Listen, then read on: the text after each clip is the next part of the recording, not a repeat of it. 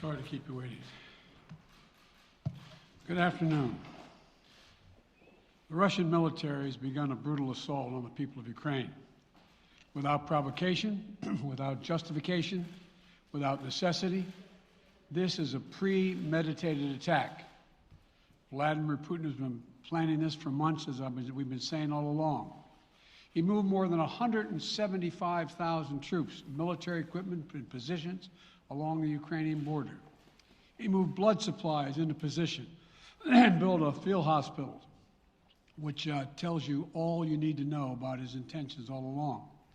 He rejected every good faith effort the United States and our allies and partners made to address our mutual security concerns through dialogue to avoid needless conflict and avert human suffering. For weeks, we have been warning that this would happen. And now it's unfolding largely as we predicted. In the past week, we've seen shelling increase in the Donbass, a region in eastern Ukraine controlled by Russian-backed separatists. The Russian government has perpetrated cyber attacks against Ukraine. We saw a staged political theater in Moscow, outlandish and baseless claims that Ukraine was about to invade and launch a war against Russia, that Ukraine was prepared to use chemical weapons, that Ukraine committed a genocide. Without any evidence, we saw a flagrant violation of international law in attempting to unilaterally create two new so-called republics on sovereign Ukrainian territory. And at the very moment that the United Nations Security Council was meeting to stand up for Ukraine's sovereignty, to stave off invasion, Putin declared his war. Within moments, missile strikes began to fall on historic cities across Ukraine. Then came the air raids, followed by tanks and troops rolling in. We've been transparent with the world.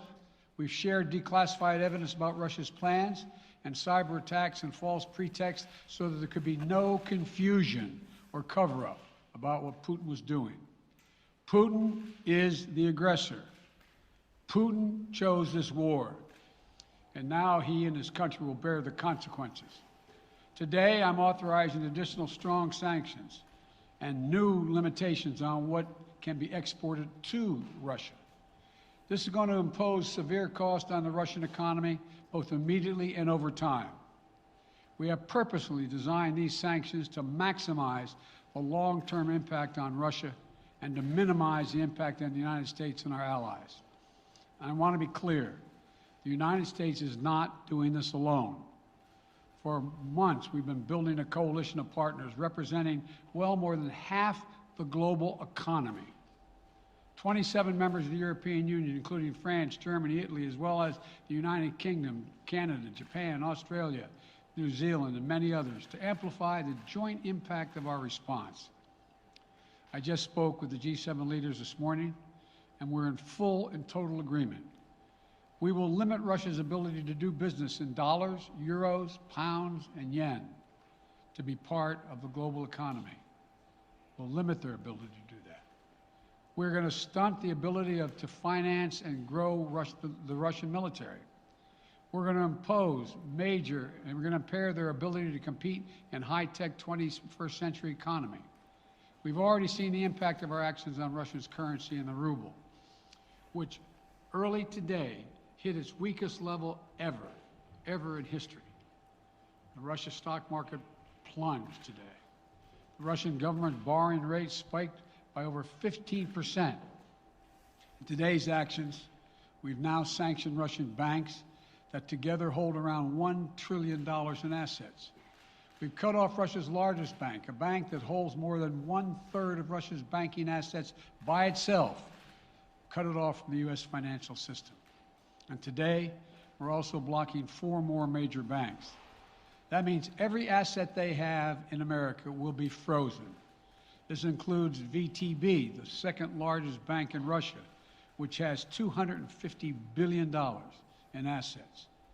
As promised, we're also adding the names to the list of Russian elites and their family members that we're sanctioning as well.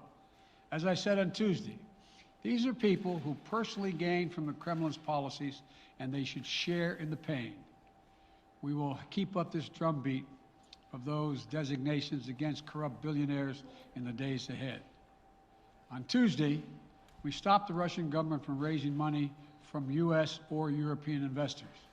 Now we're going to apply the same restrictions to Russia's largest state-owned enterprises, companies with assets that exceed $1.4 trillion. Some of the most powerful impacts of our actions will come over time as we squeeze Russia's access to finances and technology for strategic sectors of its economy and degrade its industrial capacity for years to come. Between our actions and those of our allies and partners, we estimate that we'll cut off more than half of Russia's high-tech imports. It will strike a blow to their ability to continue to modernize their military. It'll degrade their aerospace industry, including their space program. It'll hurt their ability to build ships, reducing their ability to compete economically. And it will be a major hit to Putin's long-term strategic ambitions.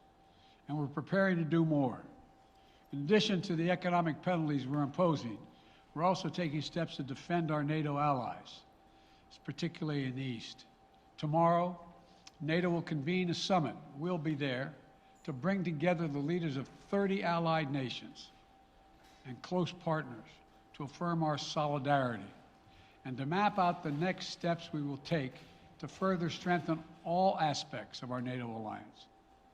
Although we provided over $650 million in defensive assistance to Ukraine just this last year, let me say it again. Our forces are not and will not be engaged in the conflict with Russia in Ukraine. Our forces are not going to Europe to fight in Ukraine, but to defend our NATO allies and reassure those allies in the East. As I made crystal clear, the United States will defend every inch of NATO territory with the full force of American power. And the good news is, NATO is more united and more determined than ever. There is no doubt that the United States and every NATO ally will meet our Article 5 commitments, which says that an attack on one is an attack on all. Over the past few weeks, I ordered thousands of additional forces to Germany and Poland as part of our commitment to NATO. On Tuesday, in response to Russia's aggressive action, including its troop presence in Belarus and the Black Sea, I've authorized the deployment of ground and air forces already stationed in Europe to NATO's eastern flank allies, Estonia, Latvia, Lithuania, Poland, and Romania. Our allies have also been stepping up, adding the other allies, the rest of NATO, adding their own forces and capabilities to ensure collective defense.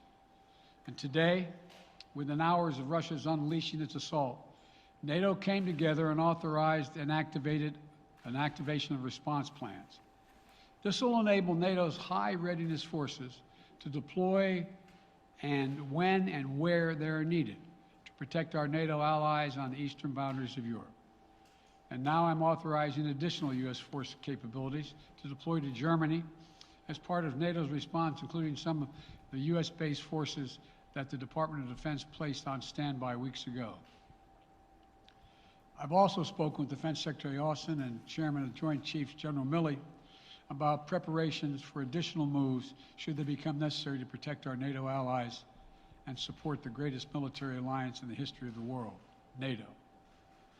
As we respond, my administration is using the tools, every tool at its disposal, to protect American families and businesses from rising prices at the gas pump. You know, we're taking active steps to bring down the cost, and American oil and gas companies should not exploit this moment to hike their prices to raise profits. You know, in our sanctions package, we specifically designed to allow energy payments to continue. We are closely monitoring energy supplies for any disruption. We've been coordinating with major oil-producing and consuming countries toward our common interest to secure global energy supplies. We are actively working with countries around the world to elevate collective release from the strategic petroleum reserves of major energy-consuming countries. And the United States will release additional barrels of oil as conditions warrant. I know this is hard and that Americans are already hurting, I will do everything in my power to limit the pain the American people are feeling at the gas pump. This is critical to me. But this aggression cannot go unanswered. If it did, the consequences for America would be much worse. America stands up to bullies. We stand up for freedom. This is who we are. Let me also repeat the warning I made last week. If Russia pursues cyber attacks against our companies, our critical infrastructure, we are prepared to respond. For months, we've been working closely with the private sector to harden our cyber defenses, sharpen our ability to respond to Russian cyber attacks as well. I spoke last night to President Zelensky of Ukraine, and I assured him that the United States, together with our allies and partners in Europe, will support the Ukrainian people as they defend their country. We'll provide humanitarian relief to ease their suffering. And in the early days of this conflict, Russia propaganda outlets will keep trying to hide the truth and claim success for its military operation against a made-up threat. But history has shown, time and again, how swift gains in territory eventually give way to grinding occupations, acts of mass civil disobedience, and strategic dead ends. The next few weeks and months will be hard on the people of Ukraine. Putin has unleashed a great pain on them, but the Ukrainian people have known 30 years of independence. They have repeatedly shown that they will not tolerate anyone who tries to take their country backwards. This is a dangerous moment for all of Europe, for the freedom around the world. Putin has committed an assault on the very principles that uphold the global peace. But now, the entire world sees clearly what Putin and his Kremlin allies are really all about. This was never about a genuine security concerns on their part. It was always about naked aggression, about Putin's desire for empire by any means necessary, by bullying Russia's neighbors through coercion and corruption, by changing borders by force, and ultimately by choosing a war without a cause. Putin's actions betray his sinister vision for the future of our world, one where nations take what they want by force. But it is a vision that the United States and freedom-loving nations everywhere will oppose with every tool of our considerable power. The United States and our allies and partners will emerge from this stronger, more united, more determined, and more purposeful. And Putin's aggression against Ukraine will end up costing Russia dearly, economically and strategically. We will make sure of that. Putin will be a pariah on the international stage. Any nation that countenances Russia's naked aggression against Ukraine will be stained by association. When the history of this era is written, Putin's choice to make a totally unjustifiable war on Ukraine will have left Russia weaker and the rest of the world stronger. Liberty, democracy, human dignity, these are the forces far more powerful than fear and oppression. They cannot be extinguished by tyrants like Putin and his armies. They cannot be erased by from people's hearts and hopes by any amount of violence and intimidation. They endure. In the contest between democracy and autocracy, between sovereignty and subjugation, make no mistake, freedom will prevail. God bless the people of a free and democratic Ukraine. May God protect our troops. Mr. President. Associated Press, Zeke. So do you have any plans to speak with President Putin at this point? And what interactions have you had with the Russian government? I heard the first part. Do I have any plans to speak with Putin at this point, and what? What communications have you had with the Kremlin as far as military operations in Ukraine and making sure this does not spiral into a larger conflict? Well, it's a large conflict already. The way we're going to ensure it's not going to aspire to a larger conflict is by providing all the forces needed in the Eastern European nations that are members of NATO. NATO is more united than it's ever been, and I have no plans to talk with Putin. Mr. President. Wall Street Journal, Tarina. Mr. President, you didn't mention SWIFT in your sanctions that you announced. Is there a reason why the U.S. Isn't doing that? Is there a disagreement among allies regarding SWIFT and whether Russia should be allowed to be a part of it? The sanctions that we proposed on all their banks have of equal consequence, maybe more consequence than SWIFT, number one. Number two, it is always an option, but right now that's not the position that the rest of Europe wishes to take. Cecilia Vega, ABC. Sir, sanctions clearly have not been enough to deter Vladimir Putin to this point. What is going to stop him?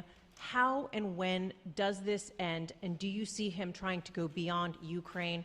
And a second question I'll just give to you now. This statement that he gave last night, the threat that he gave, the West will face consequences greater than any you have faced in history. Is he threatening a nuclear strike?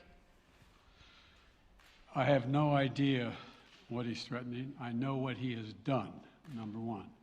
And number two, no one expected the sanctions to prevent anything from happening. It has to show, this is going to take time, and we have to show resolve so he knows what's coming. And so the people of Russia know what he's brought on them. That's what this is all about. This is going to take time. It's not going to occur, he's going to say, oh my God, these sanctions are coming, I'm going to stand down. He's going to test the resolve of the West to see if we stay together, and we will. We will, and it will impose significant costs on him. Will he go beyond Ukraine, sir? Do you see him going? Yes. Thank you. Two topics, just really quick. First, markets are down and gas prices are up. I know you always stress the difference between Wall Street and Main Street, but everybody seems to be in for some economic pain. How economically painful is it going to get for people in this country? And I do have one more question. First of all, there's no doubt that when a major nuclear power attacks and invades another country, that the world is going to respond, and markets can respond all over the world. So there's no doubt about that, number one. Number two, the notion that this is going to last for a long time is highly unlikely as long as we continue to stay resolved in imposing the sanctions we're going to impose on Russia, period. What's your next question? I'm sorry. The next question is, did you underestimate Putin, and would you still describe him the way that you did in the summer as a worthy adversary? At the time, he was, I made it clear, as an adversary, and I said he was worthy. I didn't underestimate him. And I've read most of everything he's written. Did you read I shouldn't, I'm not a wise guy. You heard the speech he made, almost an hour's worth of speech is why he was going into Ukraine. He has much larger ambitions in Ukraine. He wants to, in fact, reestablish the former Soviet Union. That's what this is about. And I think that his ambitions are completely contrary to the place where the rest of the world has arrived. And with his ambitions, you're confident that these devastating sanctions are going to be as devastating as Russian missiles and bullets and tanks? Yes, Russian bullets, missiles, and tanks in Ukraine. Yes, I am. Thank you, President Biden. If sanctions cannot stop President Putin, what penalty can? I didn't say sanctions couldn't stop him. You've been talking about the threat of these sanctions for several weeks now. Yes, but the threat of the sanctions and imposing the sanctions and seeing the effect of the sanctions are two different things. They're two different things. And we're now he's going to begin to see the effect of the sanctions. And what will that do? How will that change his mindset here, given he's because attacking it will so Ukraine as we weaken his speak? country that he'll have to make a very, very difficult choices of whether to continue to move toward being a second-rate power or, in fact, respond. You said in recent weeks that big nations cannot bluff when it comes to something like this. You recently said that the idea of personally sanctioning President Putin was on the table. Is that a step that you're prepared to take? And if It's not a bluff, it's on the table. Sanctioning President Putin? Yes. Why not sanction him today, sir? Mr. President? Why not sanction him today, sir? Mr. President, if I can, you detailed some severe and swift new sanctions today and said the impact it will have over time. But given the full-scale invasion, given that you're not pursuing disconnecting Russia from what's called SWIFT, the international banking system, or other sanctions at your disposal. Respectfully, sir, what more are you waiting for? Specifically, with the sanctions we've imposed exceed SWIFT. The sanctions we imposed exceed anything that's ever been done. The sanctions we imposed have generated 2/3 of the world joining us. They are profound sanctions. Let's have a conversation in another month or so to see if they're working. Yes. Can I ask you about Zelensky? Sir, you spoke to Vladimir Zelensky yesterday, sir? You spoke to Vladimir What's the risk that we are watching the beginning of another Cold War, and is there now a complete rupture in U.S. and Russian relations? There is a complete rupture right now in U.S.-Russian relations if they continue on this path that they're on. And in terms of a Cold War, that depends. You have the vast majority of the rest of the world in total opposition to what he's doing, from Asia to South America to Europe to around the world. And so it's going to be a cold day for Russia. The idea, you don't see a whole lot of people coming to his defense. And are you, if I could follow up, sir, are you urging China to help isolate Russia? Are you urging China to help isolate Russia? I'm not prepared to comment on that at the moment.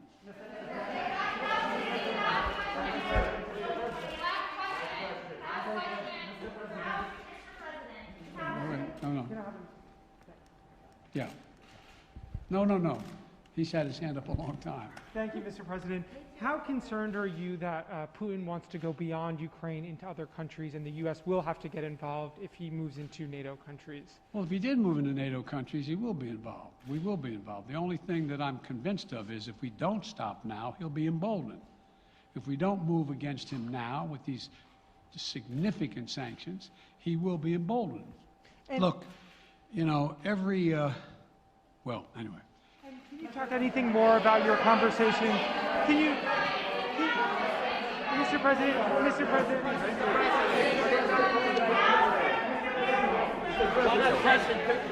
Why not sanction Putin directly today? I'm sorry, I can't hear you. Sir, India, which is a major defense partner of the United States, is India fully with you on the issue of Ukraine and Russia? Does the Defense Department of the United States... Sir, India is one of your major defense partners. Is India fully in sync with the United States on Russia? We're in consultation with India today. We haven't resolved that completely. One more question. Okay, thank you all very much. Thank you.